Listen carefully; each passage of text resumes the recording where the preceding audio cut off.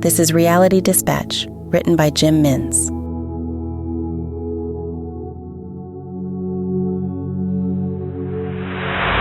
It was minutes to air when the nighttime producer entered the 6 p.m. bureau to hand over a finding that had just come through the global news wire. "I'm sorry to interrupt, but I think you have a new first story," he said, as he handed the executive producer an A4 printout.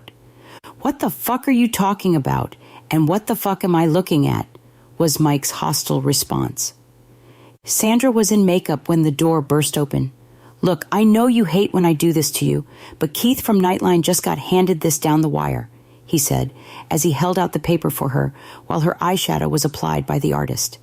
"Mike, please, we are on in 5 and I need to have my face finished," she replied. "Do you want me to read it out to you?" Mike suggested.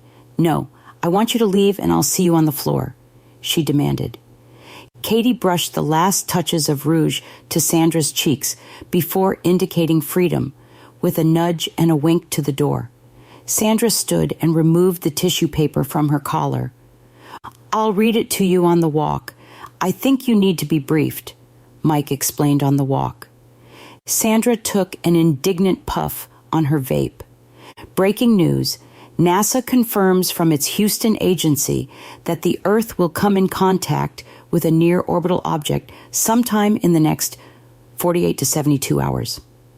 The force of approach that this NEO will have unfathomable consequences for those in coastal towns who can expect high seas and possible tidal waves that could measure into the tens or hundreds of meters in height. Sandra stopped her footsteps. "We don't have time to stop," Mike yelled in a panic. "Is this April 1? Sandra asked as she inhaled another puff. Mike showed her the printout. "Jesus, this just arrived?" she asked. "Minutes ago," Mike confirmed. "So what else does it mean? When will it hit?"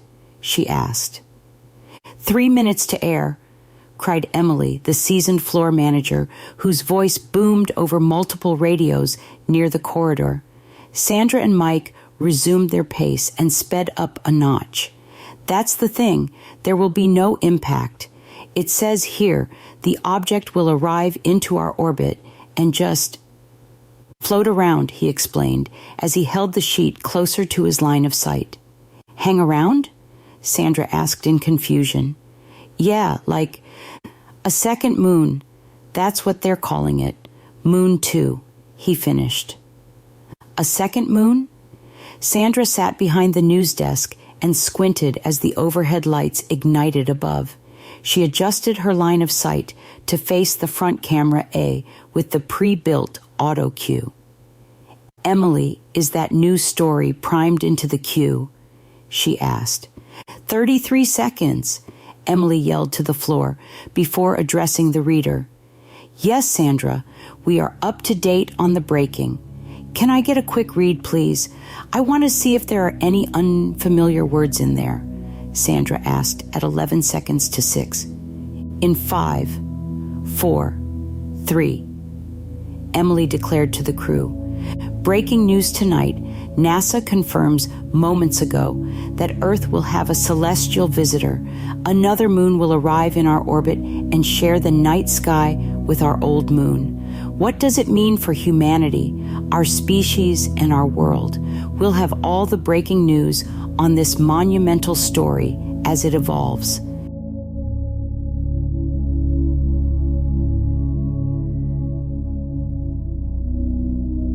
For more stories of fact-based fiction, head to jimminns.substack.com.